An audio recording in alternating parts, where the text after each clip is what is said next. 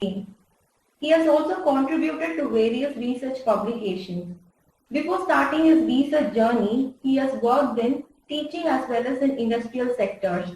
He worked in architectural and construction industry as a project manager, followed by teaching architecture students at NIT Patna.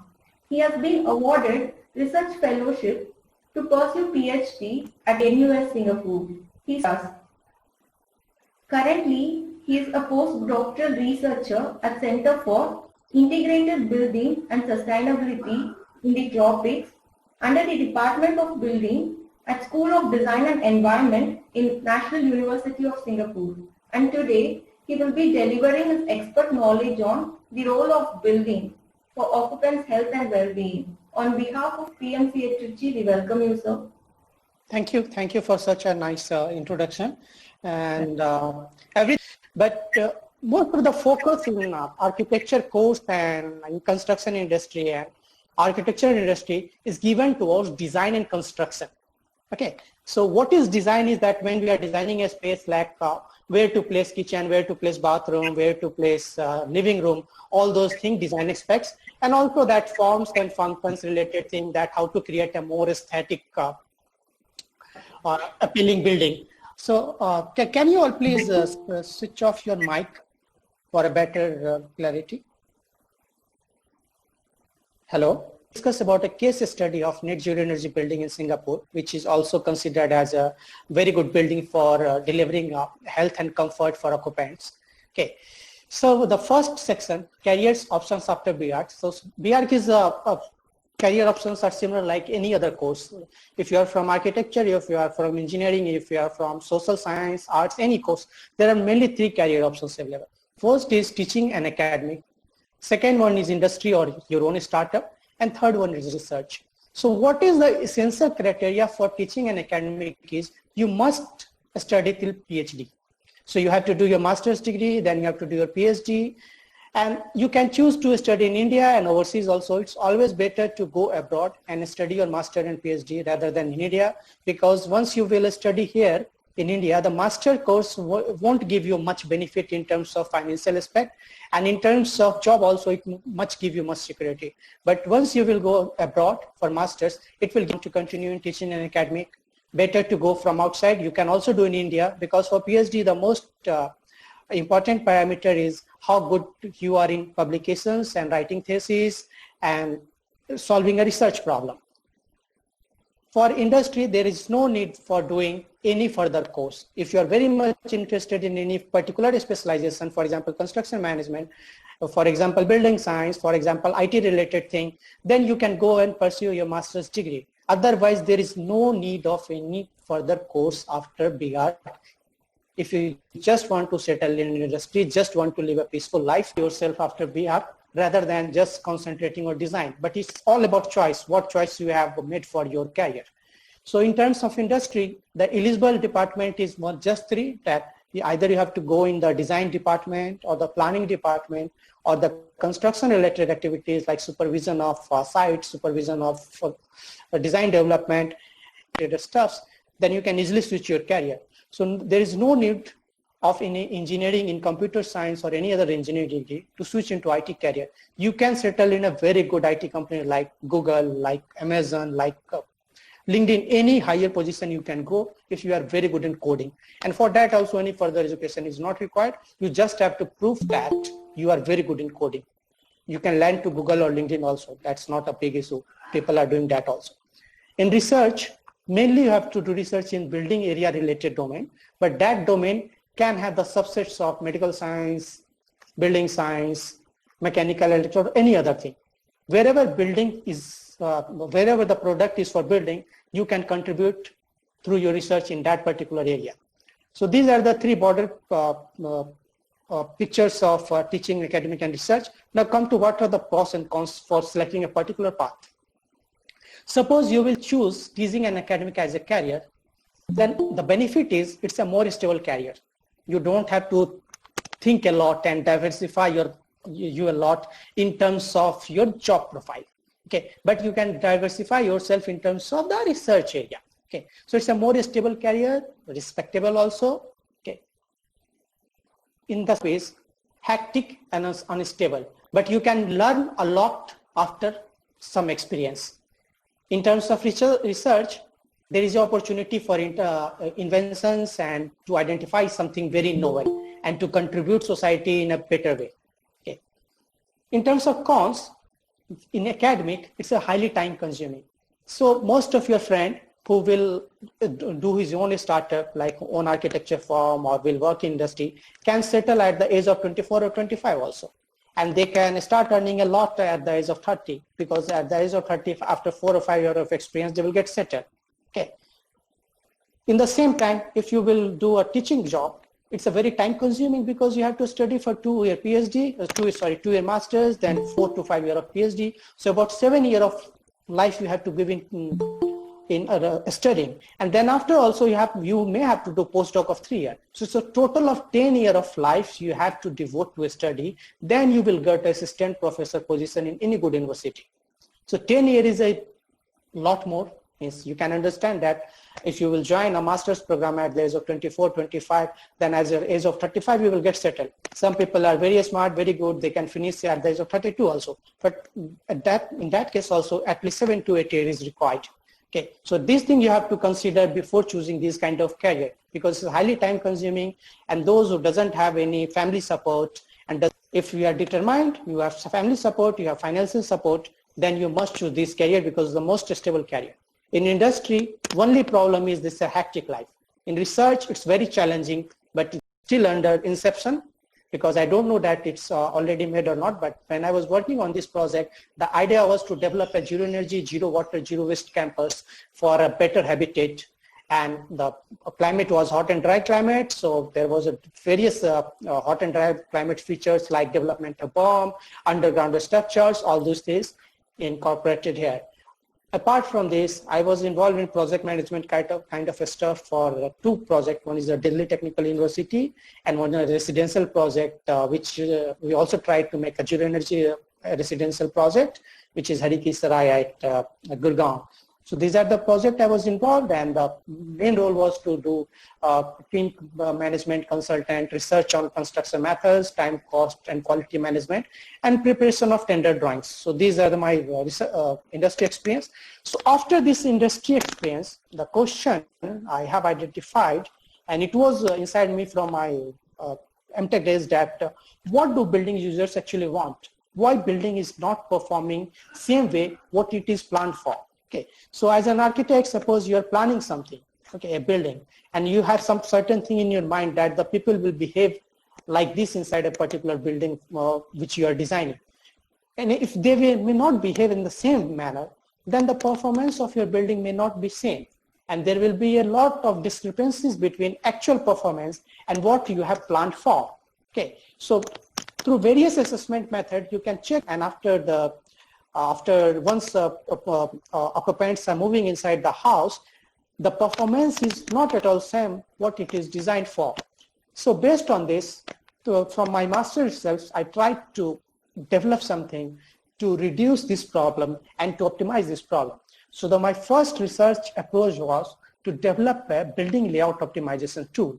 So my hypothesis was at that time that architects are not very technical, and because they are not very technical, their domain is the design, interior design, exterior design, and the management of building, and several other things related to design only, but not about the mechanical and electrical systems expertise. Although in architecture we are studying a certain course from civil and mechanical and electrical department, we are not a domain expert in that particular area. And because of that, what is happening in earlier stage, architects are not thinking about the technical challenges with sustainability and technical challenges with designing of a smart and energy efficient building. So when you are just holding your pencil to draw a sketch layout, and you are just planning that in this is a grid and this is the plot, and I have to place my kitchen, I have to place my bathroom, and I have to place my living room, all those things, then first thing coming in our mind is the orientation of building. Okay, that is fine. Then we are thinking about that which corner is most suitable for bedroom based on the plot layout, and about the aesthetics also, and about how people will feel inside. but we are not thinking at that particular time about if we will place this particular uses like a bedroom in that particular location, then what will be the implication on the thermal comfort? What will be the implication on the total energy use? These kind of information we may not have the earliest stage design, because the ESD consultant and mechanical engineers are mostly coming once design is ready. So how this tool, which I developed, will help is, if you will use this tool will give you information about where to locate your bedroom, where to locate your kitchen, and where to locate your several other functional areas based on thermal comfort. Okay, so what is the thermal comfort areas? For those who are the master's student, PhD student, they know it better that it's a parameter for humans essential towards temperature, and we are measuring it through predicted mean vote.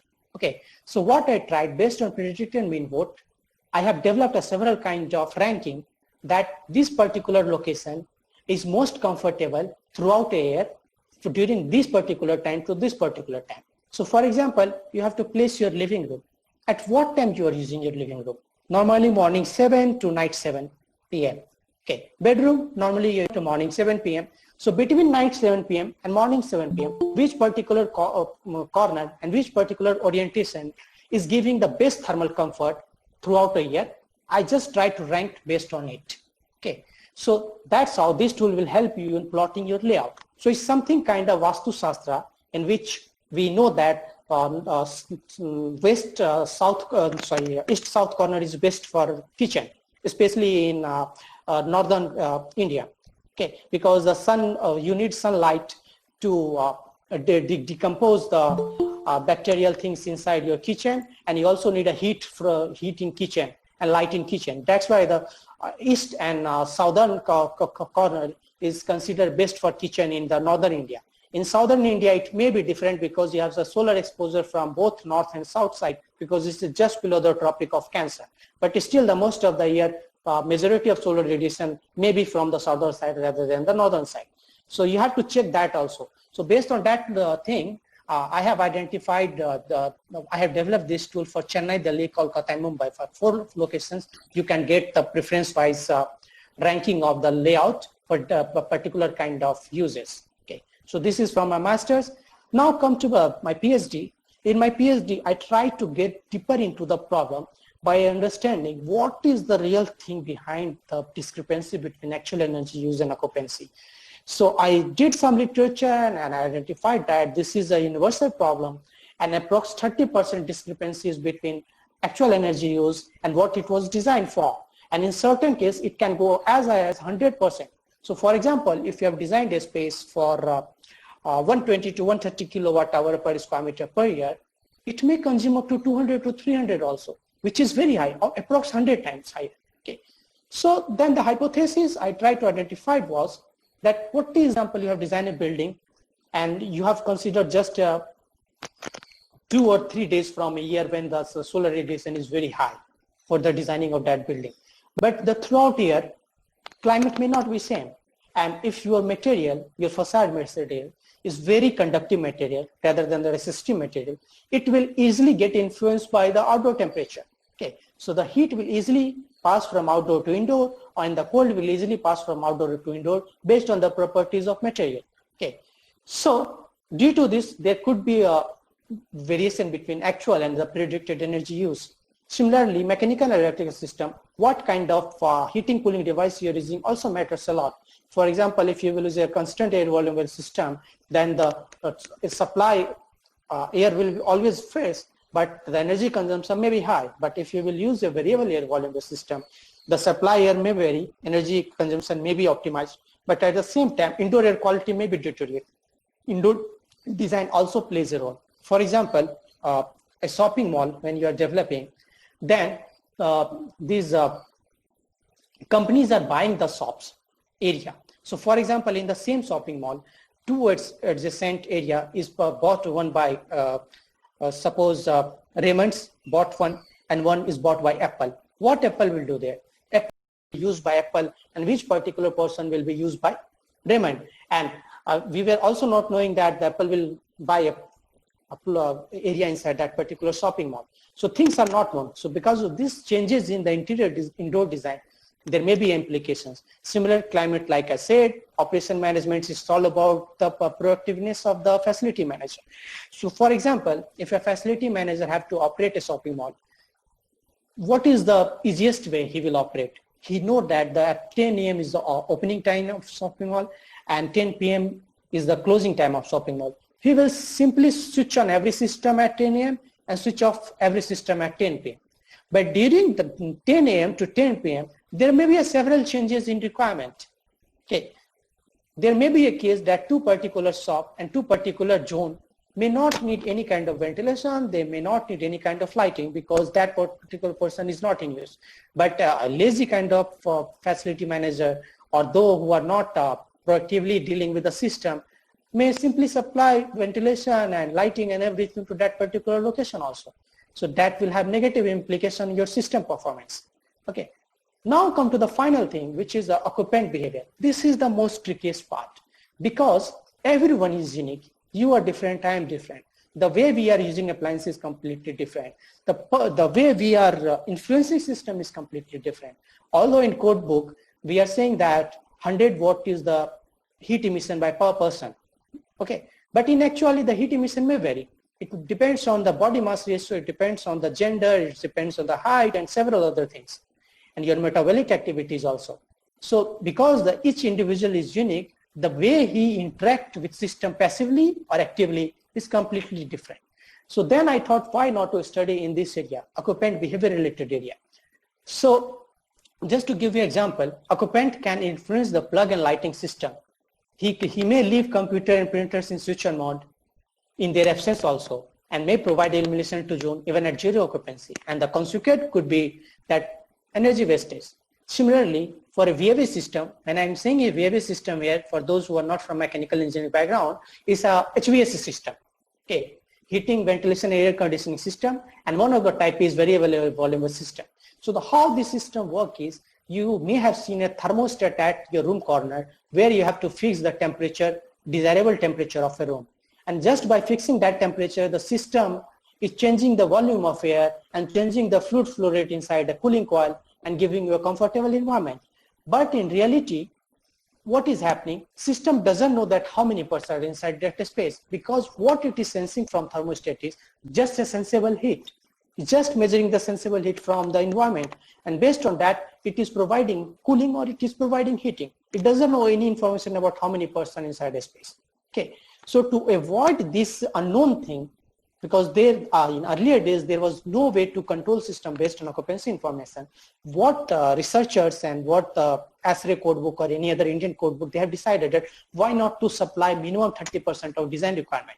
So if there is a person there is no person there, doesn't matter. At least 30% of the required full capacity should be supplied at all the time. But what is the implication of this? When there is no person and there is just 2%, you are supplying at least 30% of the design requirement. That means you are overcooling the space. So that is a poor thermal comfort. At the same time, it is energy wastage. So just to give you an example, you may have seen flop movie in cinema hall also, and you may have seen the super hit movie in cinema hall also. So suppose there is a movie of Rajinikanth, everyone is inside theater and he's watching the movie. What will happen? Everyone will feel sweating there because the space is very crowded. Everyone is emitting heat, and the HVAC system is at its maximum efficiency. Then also you may feel some slight heat there, or a normal temperature. But if you are going for a very flop movie that no one wants to see, and only 5 to 10 people are inside cinema hall, you may feel cold there. Because what system is doing, it is always oversupplying there. Because the set point is fixed to 30% of design capacity. So if there is 100% there or 10%, it doesn't matter, it is supplying at least 30%. So when there is a less occupancy inside cinema hall, you may have noticed that you are feeling cold and you may need a jacket also to watch that particular movie. So these are the two consequences. So research, a data-driven research. So first I tried to convert a whole space into a test bed. This is a Singapore building, this particular building.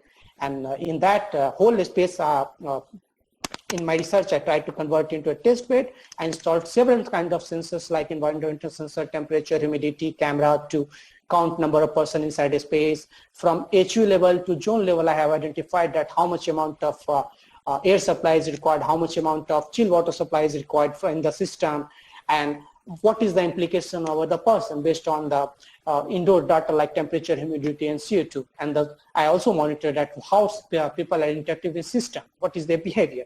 So once I have identified all these things, it's a data-driven method.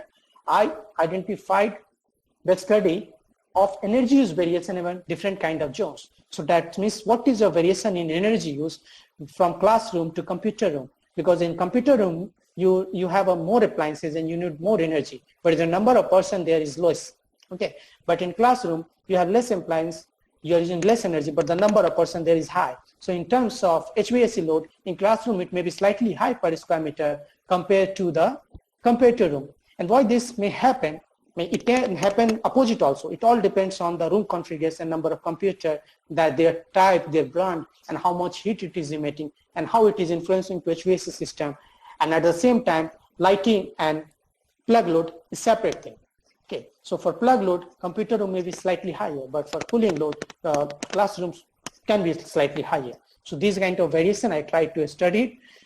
Then I try to develop energy use per person model for plug, light, and HVAC for different kind of space. Like in classroom, what is that number, energy use per person? In computer room, what is that number? Similarly, based on this model, I try to identify how much energy we can save if we will change the behavior of occupant into, if occupant is very proactive toward the building and he want to save energy, then he must sacrifice with a certain kind of comfort also. That comfort doesn't mean his thermal, visual, and aesthetic comfort. That means instead of spreading inside a room, he can confine and sit together also, and the back portion area can be less illuminated.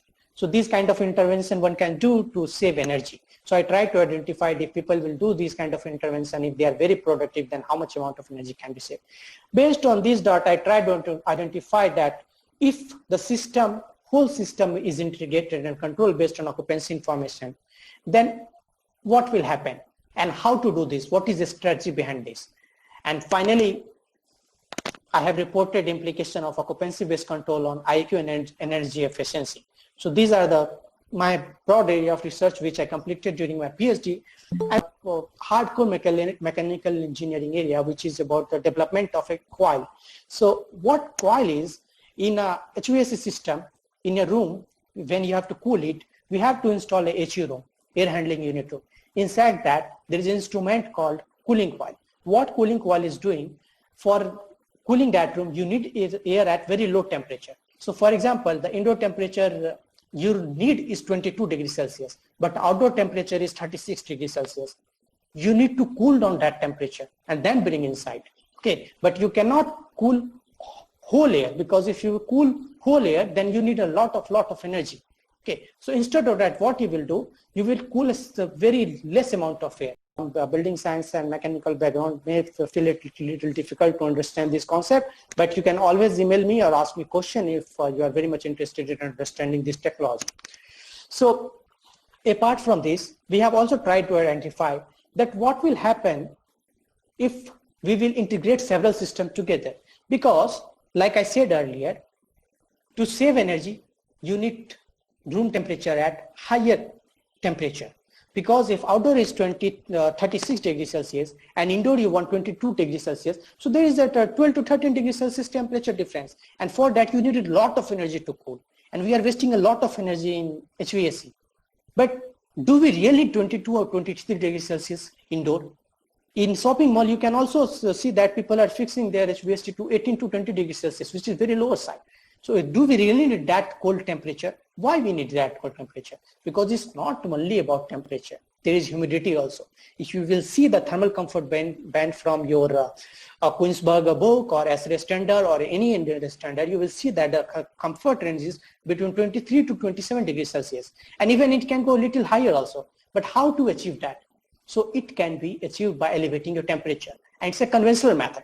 Our grandfather and grandfather of grandfather was also using same thing. He was using a handheld fan. Yeah, in older days, we were using a table fan. So you can feel this, that once you will have a fan moving, even at higher temperature, due to evaporative cooling, you feel little comfortable compared to what it was without fan.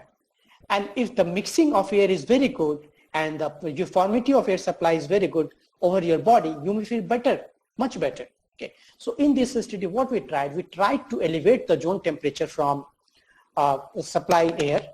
Okay. Means the HVAC temperature we try to increase so we can save a lot of energy. But at the same time, to provide a better comfort, we have installed different kind of ventilation systems like personalized ventilation and also to elevate air movement like ductstop fan.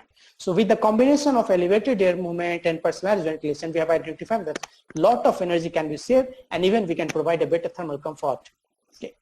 So apart from this, it's not just about energy saving.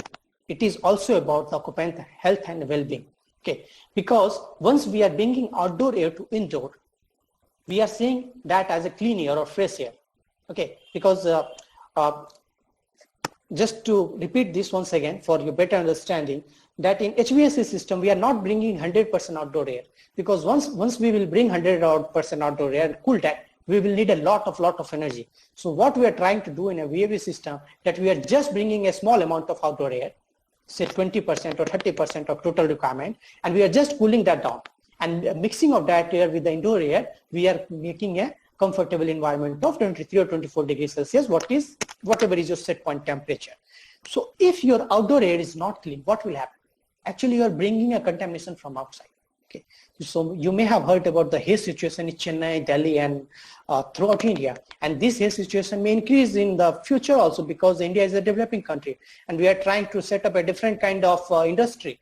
For example, Apple has just started his plant in Chennai. I heard that Apple started his plant. What will happen? Once this industry will come to your town, your outdoor air will be much more contaminated.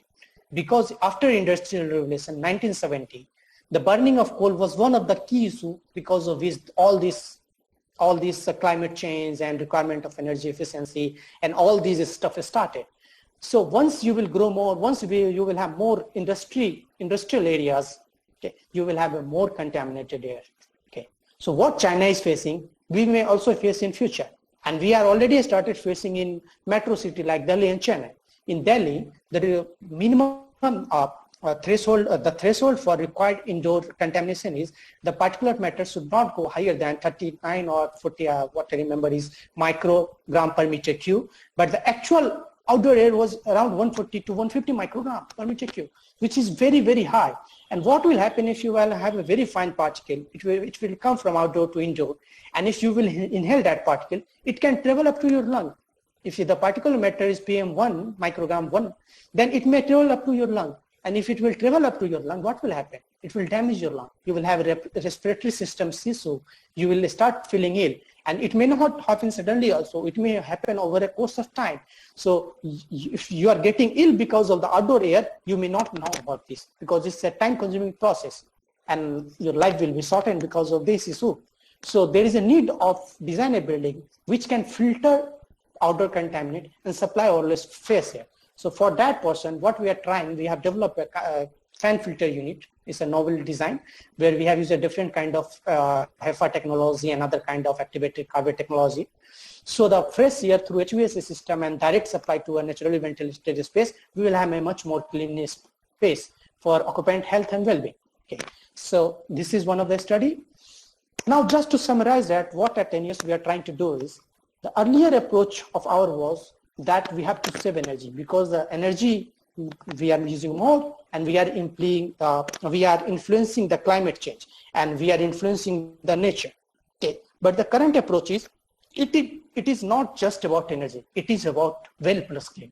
And what well plus green is, building and system has some relationship, and system has some relationship with occupant, and it's all are integrated.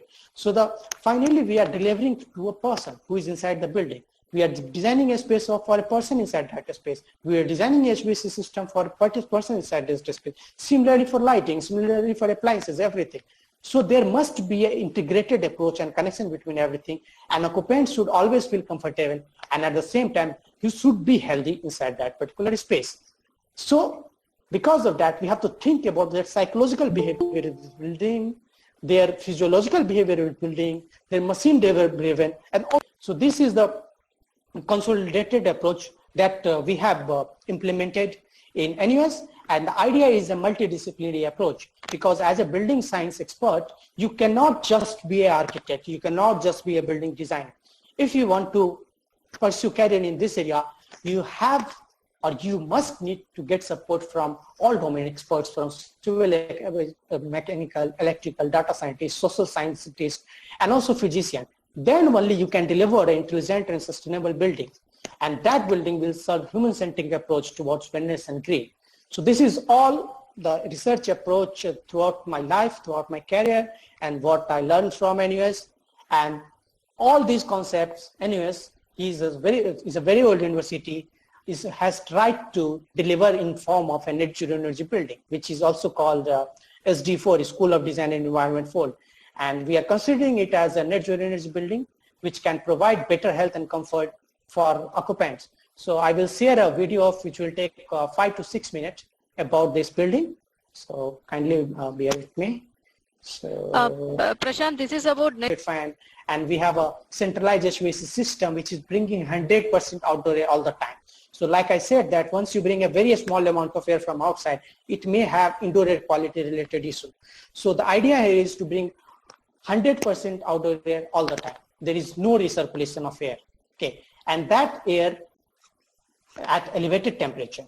So in conventional air handling systems, for example, we are supplying air at 13 degrees Celsius. In this, we are supplying air at 18 to 90 degrees Celsius, and finally making zone temperature up to 29 degrees Celsius. And we are elevating that air movement inside room using fan. It's always a positive pressure room, because once you have a single pass system, 100% outdoor air, then there is a less likely there will be any infiltration. So there is less likely that dust and pollutants from outdoor will enter in room through door and window. So it can only enter through the system. But at the system level, we have installed a filter, which is a very good quality filter, which can clean out all air and disinfect all air. Okay, so it's 100% outdoor air, very fresh, a very healthy building without any contamination. That was our idea. But we are still trying to investigate that what we have designed, we met that criteria or not. So the conventional building in Singapore, for example, any healthy building, it will also help in removing viral load. So for example, in case of coronavirus, if a single person is sitting inside a conventional building which is not properly designed and not properly ventilated, what will happen? The risk of infection to that particular person will be as high as 70% for the conventional building. But once you will have a building where the ventilation is very good and air exchange rate is very good, and you are bringing 100% outdoor air all the time, the risk of infection can be only 10 to 20%. Okay, but this is still under investigation. We are just trying to develop a model to showcase some benefits of SD4 in terms of viral load removal. So that's all I have, and thank you so much for your kind attention. And if you have any question, kindly ask me. I will be happy to answer that. First of all, we have to recognize that whilst the concept of net zero is universal, it is obviously related to the climatic condition of the place. I think that's